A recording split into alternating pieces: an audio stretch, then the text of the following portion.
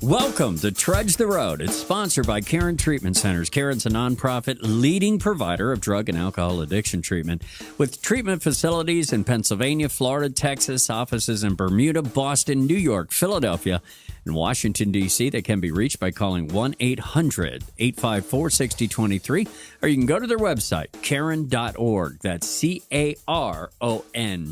We're your hosts. I'm Rich, a recovered drug addict. My name is Jerry, and I'm a sober alcoholic. Jerry, let everybody know right out of the gate why we do the show. Trudge the Road Radio is a radio program dedicated to folks who suffer from the disease of addiction to drugs and alcohol. And every bit as important, family members and friends, you get sucked into the vortex of this disease, and it is incredibly painful. We know that. We know you got a lot of questions. Our goal here, answer as many of those questions as we possibly can, and with the grace of the good Lord, provide a solution to this incredible dilemma, the disease of addiction. Couple of programming notes. You can catch our show on YouTube. Just type Trudge the Road Radio into the search engine, and boom, a whole bunch of episodes will come up. We got a bunch of new ones that Matt, the producer, put up there.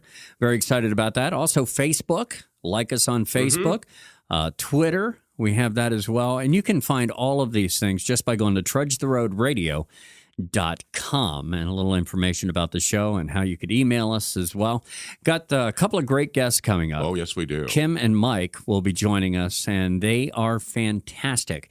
They are the parents of a boy that obviously needed treatment, and they have a couple of other things that are going on in their life where they help other families. And one of the things they do that's so incredible is they identify that the pain that the parent or the loved one will feel when that they have got an addicted person, and what to do. I mean, that is quite a dilemma. You've got a child, a spouse, whomever is addicted. What do you do?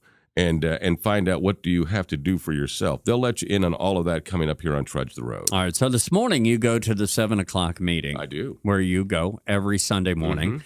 And you came out of there with a topic, and you wanted to share with us. It was a kind of about Alcoholics Anonymous, and a little bit about our sociology and what kind of an organization we are, and it just absolutely one of the most benevolent, wonderful places in the world. And to give you an example, there was a period of time in my life where I was not welcome anywhere. And without getting into the details, I was a street person who lived on the streets, and I had burned out my welcome card everywhere. I was welcome not anymore at the liquor store, wasn't welcome at the dope dealer, wasn't welcome at the YMCA anymore. The only places, this is in Louisville, Kentucky. Now, why weren't you welcome? Because of my behavior, if you will. If your behavior is so bad that the drug dealer doesn't want you to awful? That's pretty How bad. Inappropriate, yeah, where, the drug dealer's saying, don't come around here anymore, because the truth of the matter is I was probably just trying to scam him, out of what he was trying to do and, robbing a robber, if you will.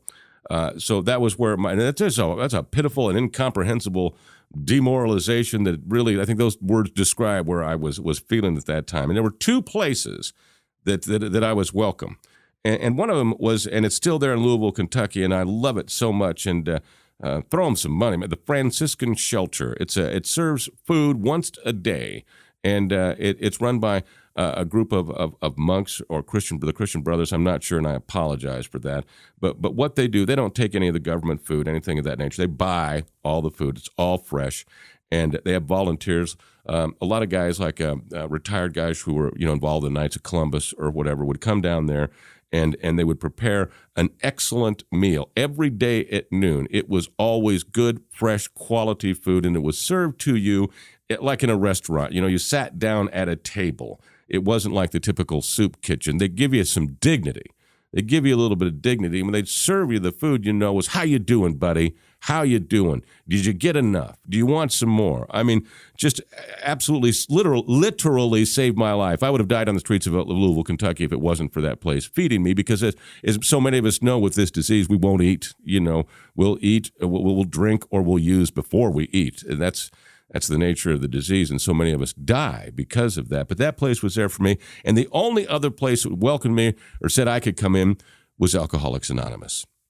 And they took really, a pretty big risk at that. And I remember vividly living in Louisville, Kentucky. It'd be 6:30 in the morning, and any alcoholic or drug addict out there will certainly understand this, where I'm done. That's it. I'm through. I am never, ever going to feel this way again. I am never going to use again. I am never going to drink again. I will do absolutely anything never to feel the way that I feel right now. And I'd sit myself down on the steps of the Ice House, which is an AA clubhouse right there in Louisville, Kentucky. And they'd open that door at 7 o'clock and say, "Are you ready now? Are you ready, Jerry? Are you ready to get sober? You look like it." And you could have put me on a lie detector, the best one the cops had, and asked me, "Are you ever going to drink again?" And I'd say, "Never going to drink again." It would have come out true. That is how much I wanted to be sober. But yet at 9 o'clock, an hour and a half later, and I've got a little coffee in me, and I've settled down a little bit, and I start thinking that maybe maybe tomorrow really is the day. And what I need right now is to get a couple of drinks in me just so I can feel normal. Got to explain that. Folks out there who don't have this disease will not understand. People with this disease will know exactly what I'm talking about. And that's called drinking just enough to be normal.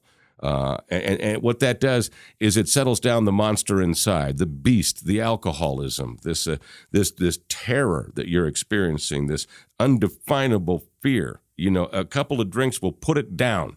We'll put it down, and then you can think. And that's the way that we kind of function. So if I can think, I can get myself through this. See, I'm using my brain to try and solve the problem when the problem is my brain.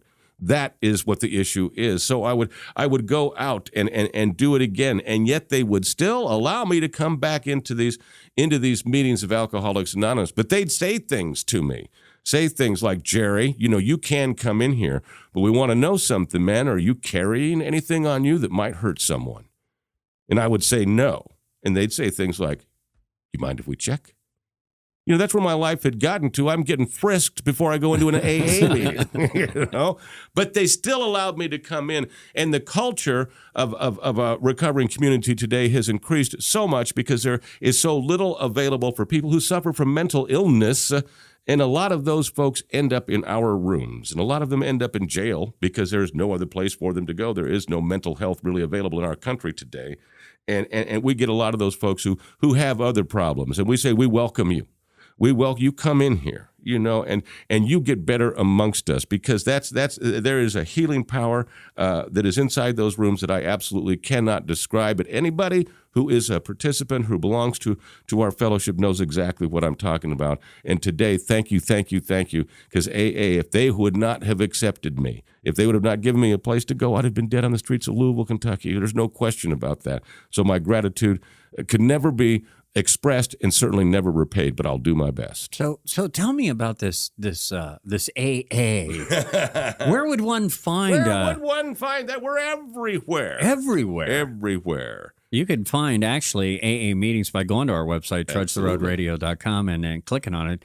Matt's made it available so that anywhere, any town, anywhere in this country, you can find an AA meeting. So let me ask you something else about this AA. AA, is it that you talk about? AAA.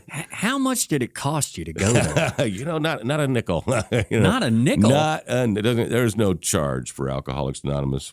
We're self-supporting through our own contributions, and nobody's going to ask you for any money. We just ask you to come there and join us let us join you on your journey of epic proportion. And really, that's why we do the show. And that's how you stated it earlier, is that this is an opportunity for us to give back what was so freely given to us. And a bill we'll never be able to pay back, but we'll try. We'll try. Absolutely. This is Trudge the Road. It is brought to you by Caron Treatment Center. Stick around. Coming up next, we have Kim and Mike, and they have one doozy. They're remarkable. Of a story to share with you. That's next here on Trudge the Road Radio. You're listening to Trudge the Road. Coming up, Jerry sits down with Kim and Mike, who are the parents of a young addict on the road to recovery. That's next on the Trudge the Road Radio Network. Hi, this is Rich, your co-host for the Trudge the Road radio program. And there's a question I get all the time, and that is, how do we catch prior episodes of Trudge the Road if we miss the radio show? And it's very simple. You just go to youtube.com and in the search engine, type in, without any spaces, Trudge the Road Radio, and all our shows will come up. We also invite you to like our Facebook page, which can be found by typing Trudge the Road Radio with spaces into the search engine. And thank you from Jerry and myself for listening to Trudge the Road. There is a new face of recovery, and you see it in the pages of Renew Magazine and at RenewEveryday.com. Renew and RenewEveryday.com are changing the face of recovery for good. Each issue is filled with positive role models, life-affirming stories, encouragement, and ideas to help any life in recovery. Whether you're already enjoying an addiction-free life, have a loved one facing his challenges, or are considering recovery, Renew and RenewEveryday.com can support and inspire you. Join us. Check out RenewEveryday.com to learn more. At Northbound Treatment Services in Newport Beach, California, we believe that treatment is the beginning of a new way of life. Our brand signifies our own commitment to help our clients find new direction and strength on their road to recovery. Our mission is simple: to assist our clients in successfully celebrating 1 year of continuous sobriety. This mission is achieved through unique treatment models, individualized treatment plans, graduated phase systems, and exceptional staff, 12-step philosophies, and a strong alumni program. The Northbound experience focuses on effectively delivering innovative treatment. We are located in the beautiful and vibrant recovering community of Orange County, California. The Northbound experience takes our clients beyond treatment. We are Northbound.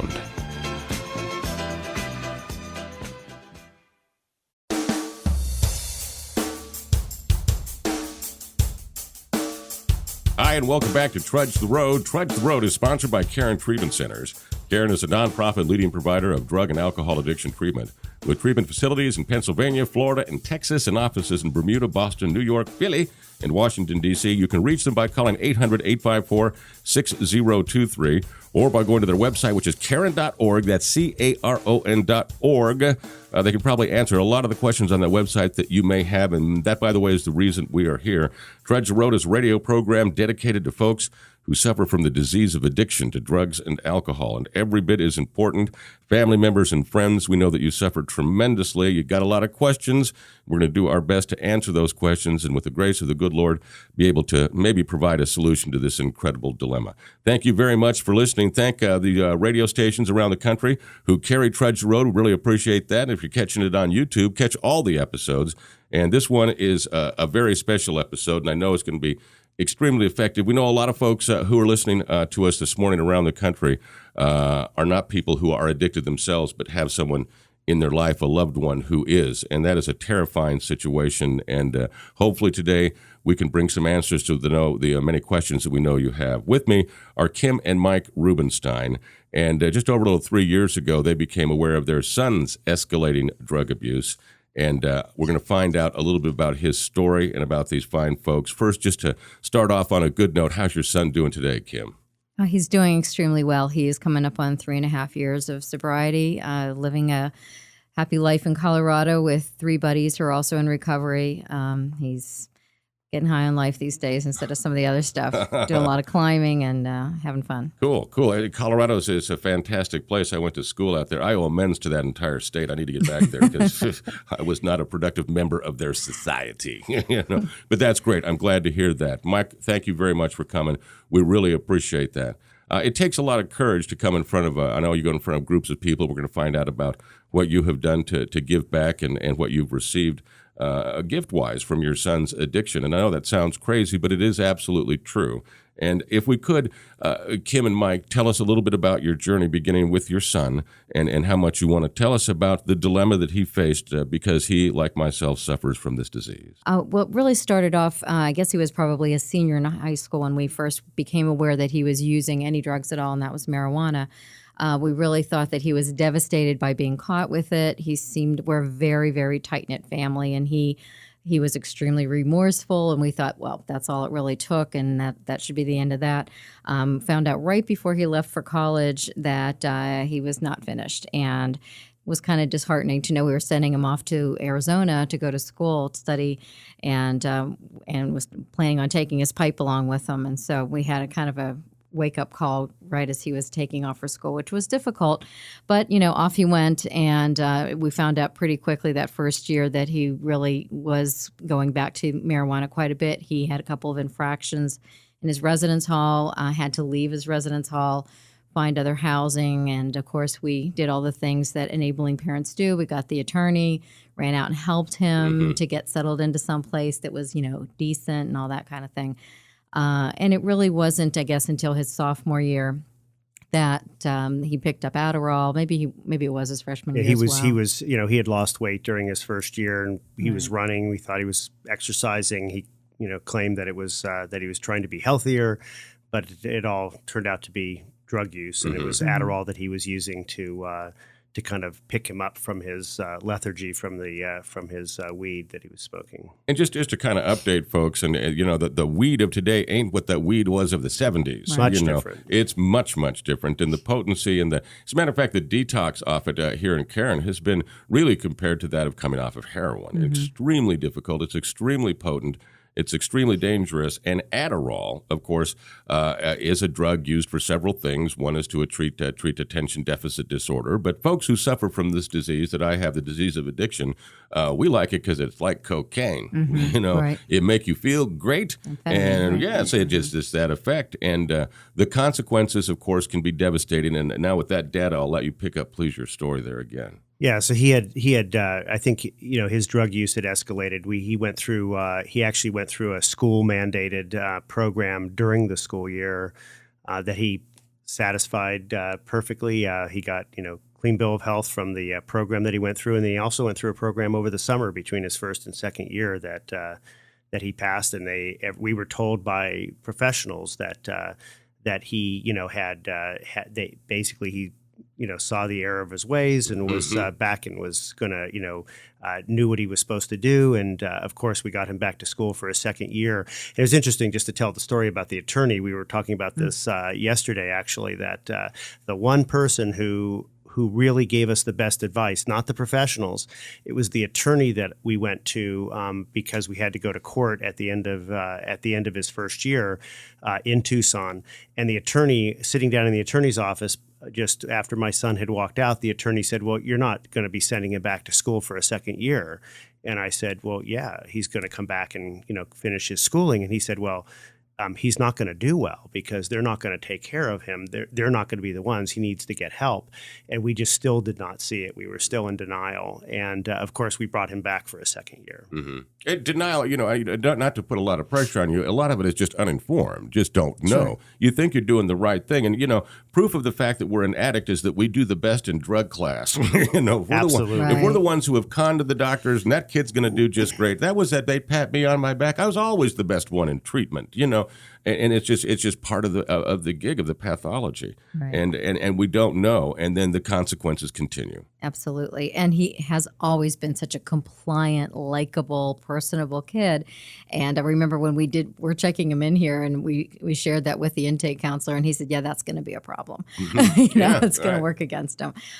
But sure enough, it did absolutely escalate in his second year. He just did not look himself, behave the way he ever had before. We were losing that connection with him, most definitely. And when he would come back for break, we didn't see a lot of him.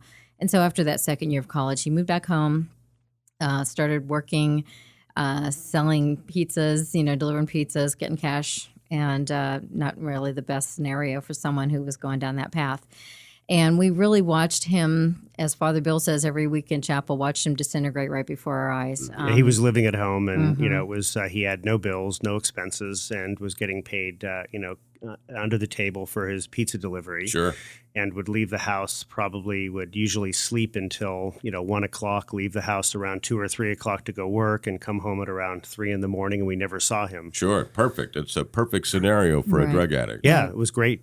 Yeah. I really remember something that really hit me hard when he was really deteriorating. I had said to him, and I was very sad, and I said, "I would love for you just to have dinner with us one night. You live here, but we never see you." And he looked at me funny and said, "Why would you want to spend time with me?" I mean, he couldn't even understand why I would want to be around him. And I couldn't understand how he didn't see how strange that was. I mean, obviously, we're close. We always spend time together. Our daughter was still at home at the time. She's 3 years younger.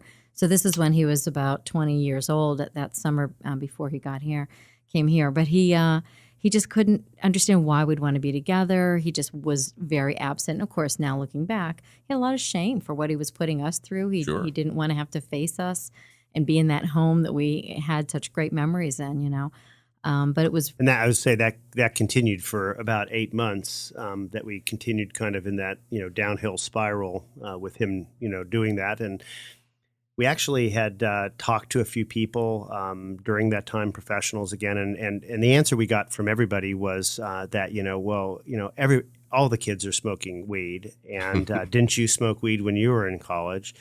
And even the professionals, now these weren't addiction professionals; Right, these were Psychologists. psychologists Sure, and such. right. So we decided we would do a family trip. We had skied in Colorado every year, and I'd taken the kids out there various times. And so we decided that we would, all 4 of us, go to ski in Colorado together, which we hadn't done. And so we all 4 went, and it was the trip from hell. And he was probably at the height of his drug use at that time. And I remember I'm one of these people who likes to get to the ski lift right when it opens in the morning. And get the maximum out of the day. And I just remember trying to wake him up in the morning to get him to the ski lift. And it was just impossible to even get. And he was, at the time, he was just, and we just, it was not even, again, we just did not recognize the extent of it at that point. And it was still, it was not a good trip. Were you getting that feeling of helplessness? Of like, what is going on? What do we do? Dysfunction, Well, we didn't know who he was. I mean, it was basically a different kid. And this is where you're getting sick, because Absolutely. here you are as parents doing absolutely everything you possibly can, following the book, if you will, as to the next order of business, and unfortunately getting some wrong information, because again, we don't look at a 20-year-old as being an addict. People don't understand that this is a disease, and for those, my drinking did not cause my alcoholism. My drinking was a result of my alcoholism, if you will. My alcoholism caused my drinking. When you've got this disease, this is how it manifests itself, and it's so scary and so completely unique to anything we've ever experienced that dealing with it has to come from some help from somewhere. And unfortunately, we can go through a lot of doors before we get to the right one. How close are we getting? I mean, is it going to get worse? Well, I think right after that ski trip, we had this unique experience that Daniel's drug use had escalated so that he was now using many things. He was using anything to get his hands on, essentially. Our son was visiting some friends who were from our hometown who we'd known for a very long time, and he was down visiting them, and they were living in Philadelphia, going to school, full-time students, and they were very concerned because he had just visited his dealer and came back to their apartment and was showing off all of the stuff that he bought. And one of the friends contacted me, and I was really, really grateful. We'll forever be grateful for that.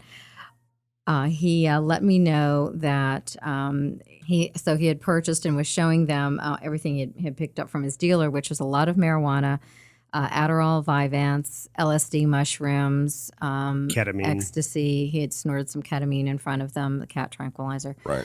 Am I missing anything? It was pretty long list. LSD. Yeah, I think I threw that in there. But no opiates at that point, and he actually had not gone down that road yet, but it was obviously right around the corner.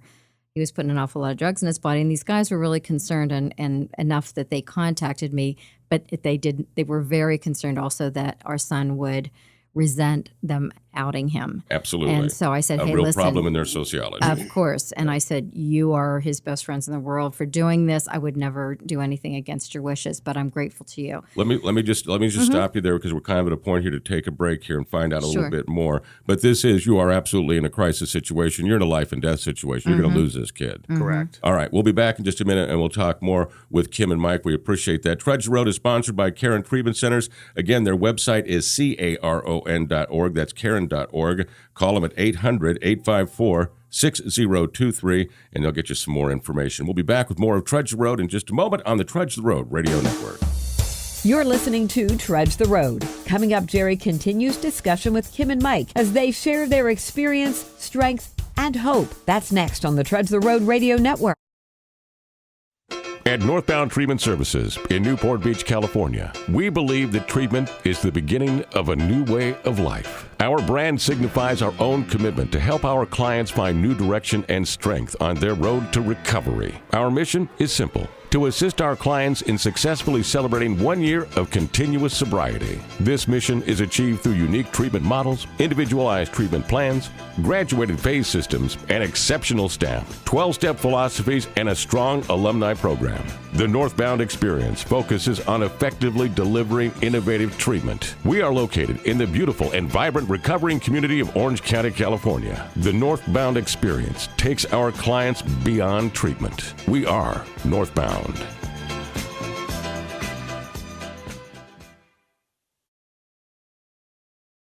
Hi, this is Rich, your co-host for the Trudge the Road radio program, and there's a question I get all the time, and that is, how do we catch prior episodes of Trudge the Road if we miss the radio show? And it's very simple. You just go to youtube.com and in the search engine, type in, without any spaces, Trudge the Road Radio, and all our shows will come up. We also invite you to like our Facebook page, which can be found by typing Trudge the Road Radio with spaces into the search engine. And thank you from Jerry and myself for listening to Trudge the Road.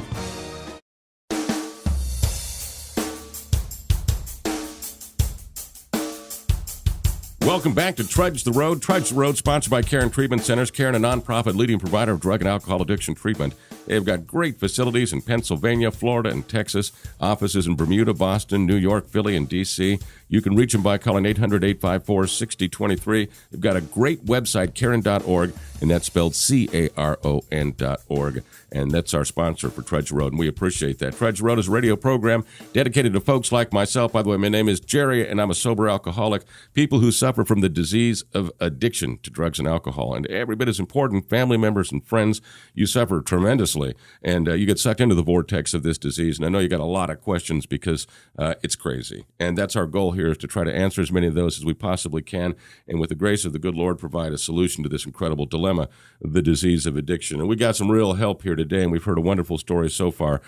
Kim and Mike are my guests, and we're talking about their son and his journey, and where they were, what happened, and we're going to find out in a little bit what it's like today. But right now, we're at a very difficult part. And if you could bring us up to date, if folks are just joining us from the last part of the program, as to where you are now in the discovery of the drugs and what is he doing. Mm-hmm. Right. Well, we had definitely seen a lot of behavioral changes and that sort of thing, and just kind of kept attributing it to the fact that his college career had come to a screeching halt.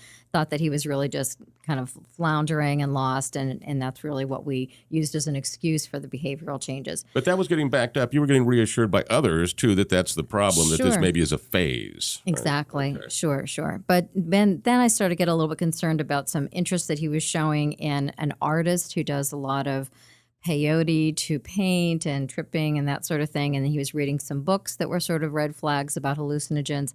And when I confronted him about it, he's actually, unlike a lot of addicts, in that he's a terrible liar. And I could see that he was not being honest about the fact that he had already picked up some hallucinogens, then finally admitted it. And, I was doing all the classic codependent stuff, like, how about the Peace Corps? How about something, you like the environment? You could get there. Look, there's a job in Philadelphia.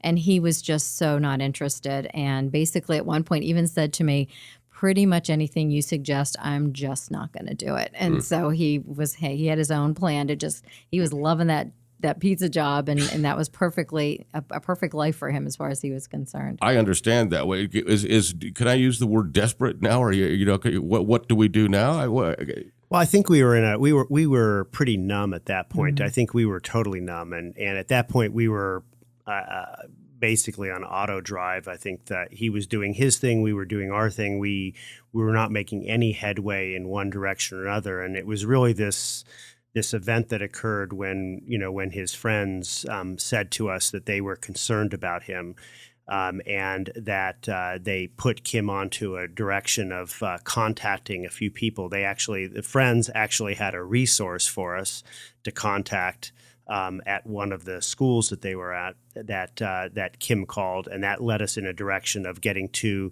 the right people to do an appropriate treatment intervention and to get him to Caron eventually. Right. And we were very fortunate to be directed toward Carol Lawyer, who's a very well-known interventionist in Westchester.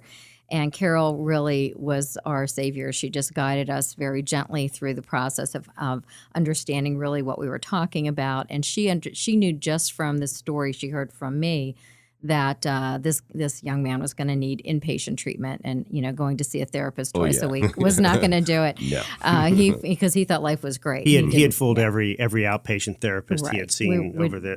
He's a Head pro. sailed, Yes. right. Oh, I can't wait to meet him. He's going to be just like us. So that was a really fascinating process, and I have to tell you, these two guys that are his dear friends, having that hesitation initially to be identified as the ones who Saved his identified life. him, right? Right. As we were discussing it, they said, you know what, we feel like we need to do this too, and they actually participated with us and our daughter to do the intervention. So they came to His the kid's rehearsal. got some good friends. He really does. So they really saved does. his life, basically. Yeah, Because we know the peers, they'll listen to their peers before they listen to us. I know that professionally. Right. You know? And for them to be a part of the intervention, where if it had just been mom, dad, and little sister, he would have been able to say, you guys are overreacting. It's not a big deal. You're too worried. But to have these two, who he just demonstrated, his drug use in front of, that was pretty priceless. And we're just forever indebted to them. But they came with us to see Carol. We went through the whole rehearsal process, wrote our letters, the cost letter, I guess they call it. And, Carol's so the pro from Dover. Oh, right? my God. She's amazing. Yeah, she did everything down to arranging the furniture in the living room where everybody sat in the living room. It was all rehearsed and calculated. She was there for us. She sat through the intervention. We all read our letters, and clearly. The two friends who read their letters, that was something that really hit home for him. Was when he had a friend who said, that this was a concern of theirs.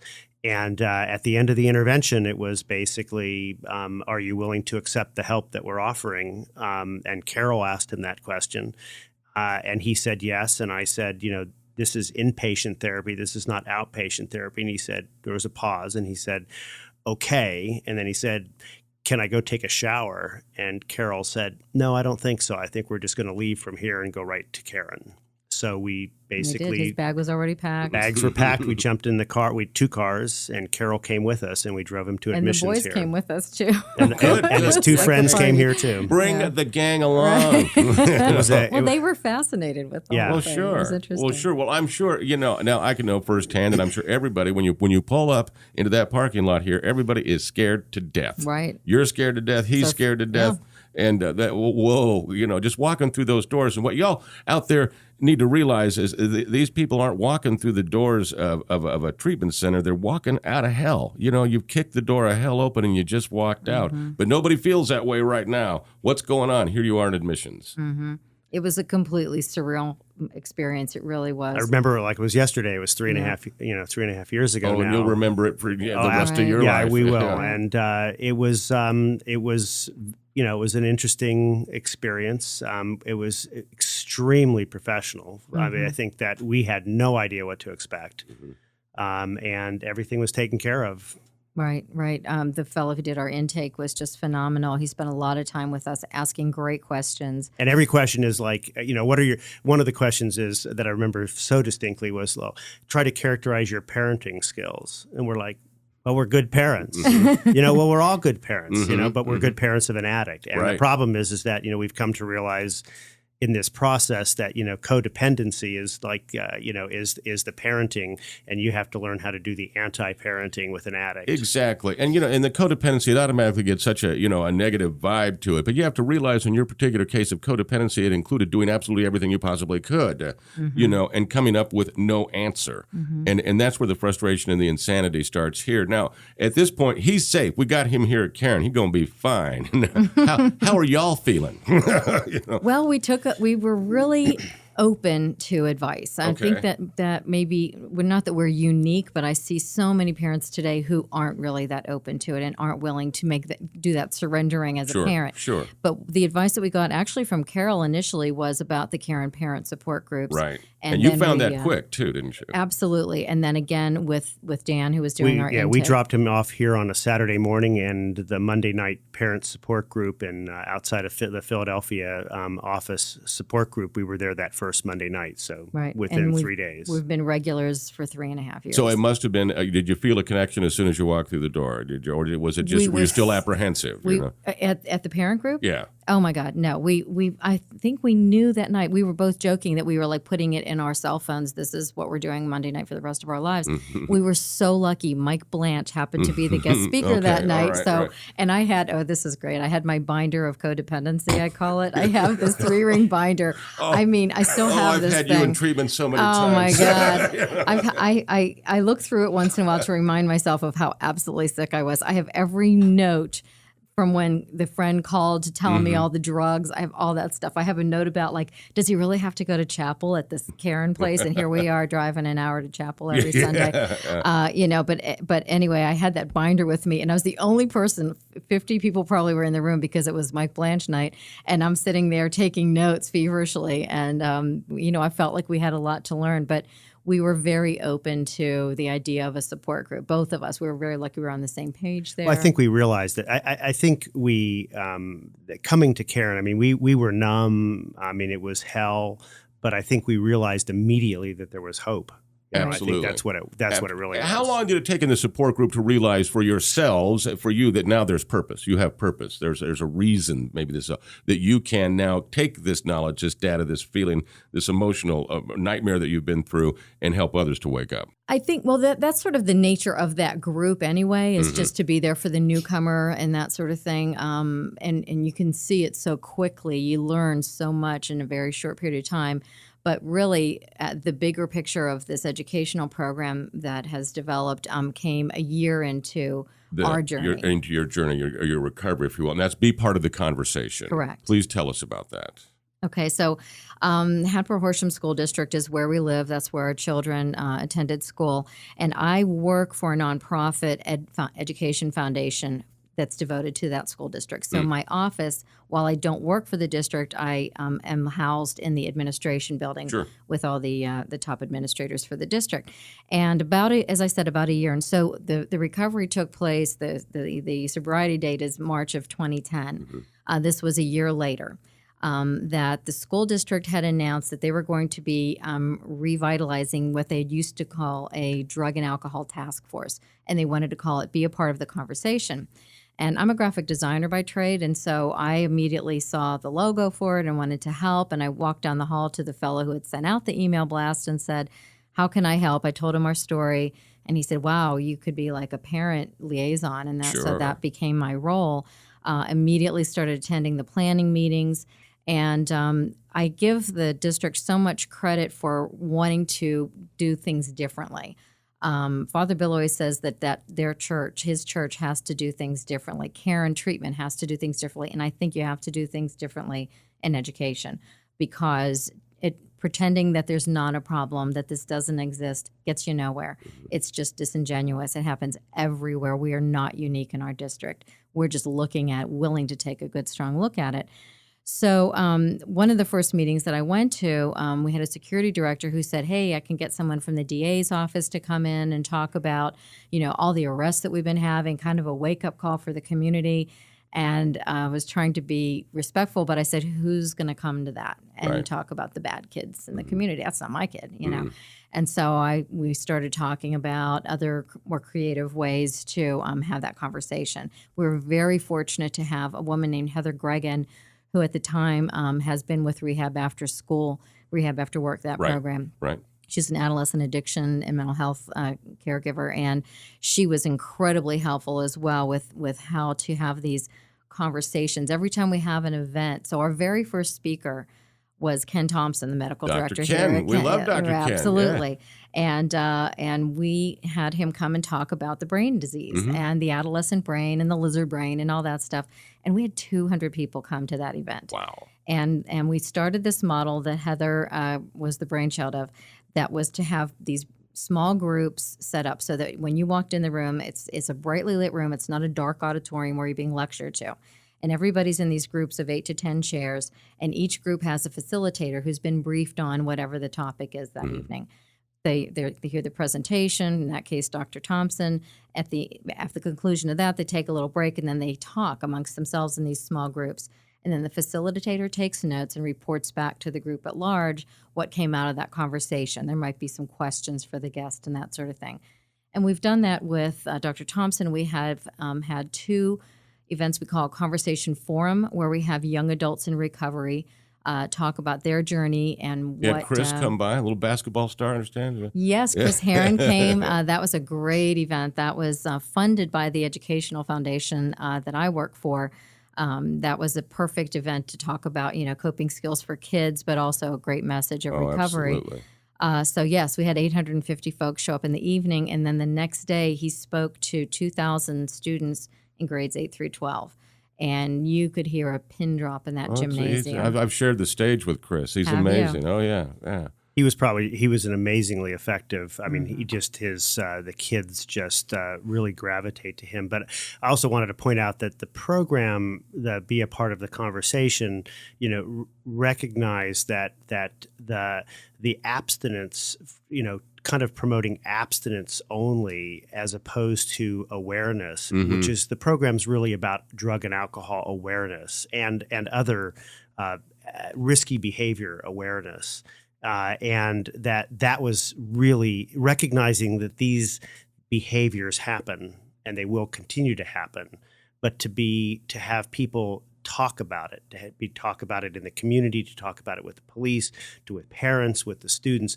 That's really the conversation needs to happen. And I think that was the real emphasis of that made it different than many other programs. And now, I also believe that, creativity and spirituality kind of are linked up when it comes to our group of folks. And you certainly have done that. A play was written and has been produced, and I would love to hear about that as well as see it, of course. Tell us, please. The play was actually written in 1985 by Jerome McDonough. He was a high school drama teacher. He actually died, I believe, in his 50s in a car accident, unrelated to any kind of substance use as far as I can tell. But he was well known for doing plays about adolescent behavior. He did another one called Juvie, but this one was called Addict. And I had just happened to hear about it. I often am looking, I do like Google News alerts, and I saw something about a play in Eugene, Oregon being performed, and the feedback from the audience being interviewed was amazing.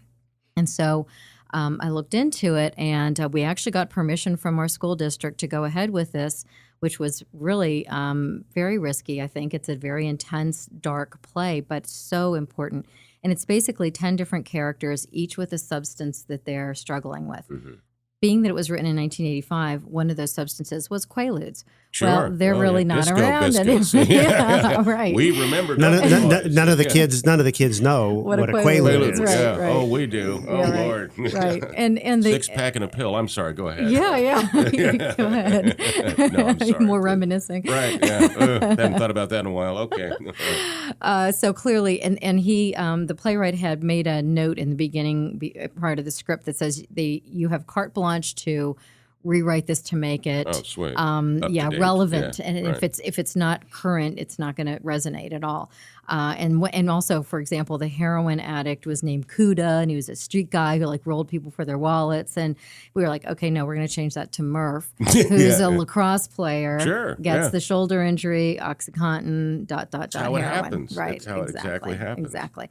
So, and not only, so Heather helped our director. Our director was Kristen Hanning. She's an English teacher at the high school, who's a very creative person, great writer. And she and Heather got together to talk about, we're using the right street language so that it was authentic in that way. And actually, at one point, Heather passed the script along to some of her patients to have them vet it and say, we wouldn't say it this way, we'd say it that way. Go to the source. So absolutely. Yeah, it was right. truly authentic. It's a very, very intense play. Where have you put it on? Where has it been shown? It was shown at the high school. So they had previews with the students during assembly. So every student saw at least a piece of it. Right. That weekend, this was in September a year ago. That weekend, we had 2 free events in the evening, and we had about probably 250 people show up each night. But what most people didn't know was kind of on the sly, because we're so friendly with the folks here at Cairn, they knew about it, were very intrigued. And they sent a group of adolescent extended care patients, females one night. Sent the pros from Dover. They Yeah. did, and then the other gender the next night, and they kind of snuck in, saw the plane, snuck out. But what we heard was the feedback on the ride back up to Magic Mountain was pretty amazing, and they wanted to kind of have more of an experience. And so Father Bill was on this for a long time. And also interesting to note, to prepare for their roles, we brought at least half of the students that were in the play. There were 20 kids altogether in the play. At least half of them have been up here to chapel service. Wow. Okay. So They're talk connected. about, yes, really. And what so many of them said when they saw the patients come in was, they look like us. They look just like, I'm like, they are you, are you. Yes. right? And so it was such an eye opener for them. And basically, after Father Bill kept experiencing the kids and knowing more about it, he said, you need to bring it up here. So we actually brought the kids up to Karen, had a big yellow school bus from Happer Horsham come up the mountain. Talk about another surreal moment I'm up sure, here. yeah. It was crazy. But they came here, did a sort of abbreviated version. I think we did 6 of the 10 characters that really we thought would resonated the most. And they got a standing ovation. So 230 or however many patients were here at the time saw the play on a Saturday night for Saturday Fun Night or whatever. Exactly. And what was so interesting, we learned the next day, and I have to give a lot of props to Reverend Jack Abel, because he really did a lot of work to make all that happen with the technical stuff. Oh, he's and a creative genius. Chit Chat Auditorium, all that kind of stuff. It was great. But what we heard afterward was that all the patients went back to their unit to sort of debrief over what they'd just seen. And we were so focused on the adolescent kids thinking, oh, this is really going to trigger them. And I'm sure that it did. But what was interesting was it was the adult males who said, oh, my God, those could be my kids. Right. I better get my act together so that when I get out of here, See, it was amazing. miracles happen when we don't even plan for them. That is Exactly. I wish we had more time to continue this conversation. We're out of time. Can I please ask you to come back? Because you're just absolutely fascinating, both of you. And you're such a part of the solution, and that's what we love to hear. And God bless you for what you do. God bless your son. We promise to keep him in our prayers and to continue doing what you're doing, because you are part of the solution, and that is the miracle that takes place here. Thank you very much. Thank you. Thank you. Thank you all. This is Trudge the Road. Trudge the Road Radio is brought to you by Caron Treatment Centers. We'll be back with more. This is Jerry on Trudge the Road Radio Network. You're listening to Trudge the Road. Coming up, Rich and Jerry wrap up this week's show with a story on the benefits of AA. That's next on the Trudge the Road Radio Network. At Northbound Treatment Services in Newport Beach, California, we believe that treatment is the beginning of a new way of life. Our brand signifies our own commitment to help our clients find new direction and strength on their road to recovery. Our mission is simple: to assist our clients in successfully celebrating 1 year of continuous sobriety. This mission is achieved through unique treatment models, individualized treatment plans, graduated phase systems, and exceptional staff, 12-step philosophies, and a strong alumni program. The Northbound experience focuses on effectively delivering innovative treatment. We are located in the beautiful and vibrant recovering community of Orange County, California. The Northbound experience takes our clients beyond treatment. We are Northbound.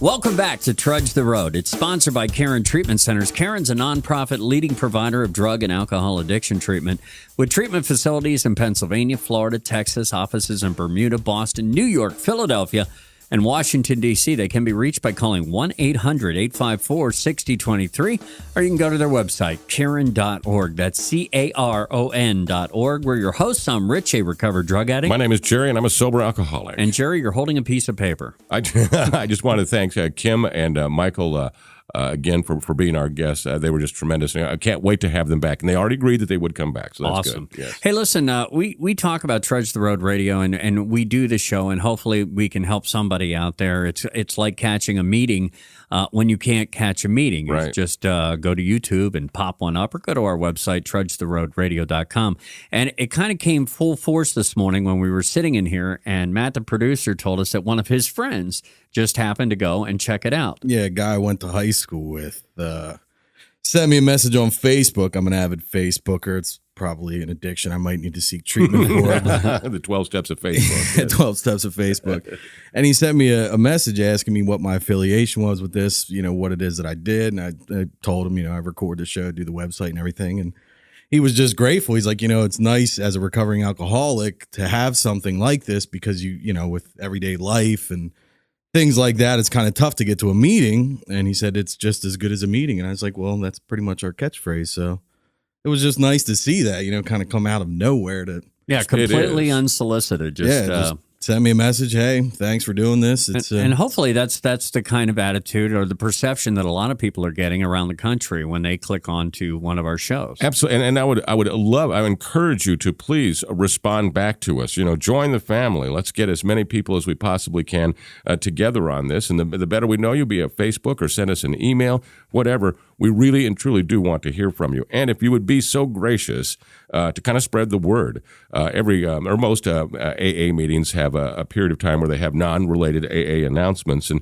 if you could, thank you in advance, just say, hey, I found this Trudge the Road radio, whether it's on your local radio station that you're listening to now or on YouTube, and I got something out of it. I like it. I think you'll like it too. And spread the word that way. We would just be so appreciative. Thank you very much. Yeah, and I do have a story that's somewhat similar that just happened in the past couple of weeks. A guy that I knew when I was growing up, and he's in Texas right now, and he just liked our Facebook page, which is Trudge the Road Radio. Put that in the search engine on Facebook. You'll find it. Or just go to our website, trudgetheroadradio.com. You can link up there.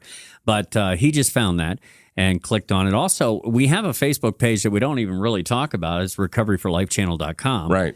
And he liked that one as well. And, of course, recoveryforlifechannel.com is where you can find Jerry and the 12 Steps. And I'm really excited about Jerry and the 12 Steps from the aspect now that it is being used clinically in a number of treatment centers, including Karen. It just started. We have some very good friends at the Retreat, our treatment center in Pennsylvania, which is using it. The Gatehouse is using it, and another long-term treatment center. And we're going to make a presentation to White Deer Run, which is also a treatment center, to use Jerry and the 12 Steps as a guide, if you will, to open the door to what the 12 Steps are. And how it had to be explained to me was as simply as possible. The condition of my brain when I got here was at best poor. And to be able to understand the concepts of a new way of living. And that's what the 12 steps are. It's a path to rational behavior. It's a way of living so that we can, enjoy a spiritual experience and then from that process enjoy all of the elements of life. But and as a treatment counselor, the biggest challenge I had was explaining the steps. And then it came to me, years later, how did you learn it, Jerry? The most simple way. And so that's why we did Jerry and the 12 Steps. The whole video is less than a half hour long with all 12 steps. And it's an introduction, whether you're a treatment counselor or whether you're a sponsor or whether you just want to know what the 12 steps are and how we begin to make them applicable towards our life is why Jerry and the 12 Steps exists. And I think that you'll find it very informative, very helpful, and we're proud of it, and we think it'll make a difference in the recovering world. Yeah, and as you just said, it is it's one of the hardest things to understand. You hear about the 12 steps. You hear about it probably your entire life, whether it's through media or, you're at a movie and you say, hi, my name is, you know what, but it really is, that is the blueprint for living. And as you've said before, step one's the hardest step. Yeah, it is. And, we go through that clearly. And, that's a funny thing, too, about the 12 steps. Alcohol is mentioned one time in the first step. That's it. It's never mentioned in the rest of the steps. And that's one of the things that you're going to realize that this disease is just this monster on its own. It's this entity on its own. And what we're going to do is use these 12 steps to be able to live life legitimately and within the parameters of a healthy well-being. And it's all new to us to learn this way. And thank God we have the rooms of Alcoholics Anonymous, which will take us down that path. And what this does will give you an introduction to it and I hope some confidence. Take away some of that counterintuitive, I don't want to do that behavior, and make it look attractive and say, hey, if I do that, I can be happy, joyous, and free, because that's what we're looking for. We're still looking for the same thing. Face it, when you were out there drinking and drugging in those last couple of years, You weren't looking for a party. You weren't looking for a good time. You were looking for a little peace of mind, just to settle that monster inside of you down for a moment. It doesn't change. We're still looking for the same thing. We're still looking for that peace of mind. We're just doing it a different way. And the 12 steps are a guide to living. That's all it is. It's a path to living so that we can recognize that if we change that, we can deal with this disease which we have. Alcoholism, my drinking did not cause my alcoholism. My drinking is a result of my alcoholism, or in other words, my alcoholism caused my drinking. And you can get that at our website, trudgetheroadradio.com, or you could go to recoveryforlifechannel.com. For Matt, Jerry, I'm Rich. This is Trudge the Road. It's sponsored by Caron Treatment Centers. Caron's a nonprofit leading provider of drug and alcohol addiction treatment.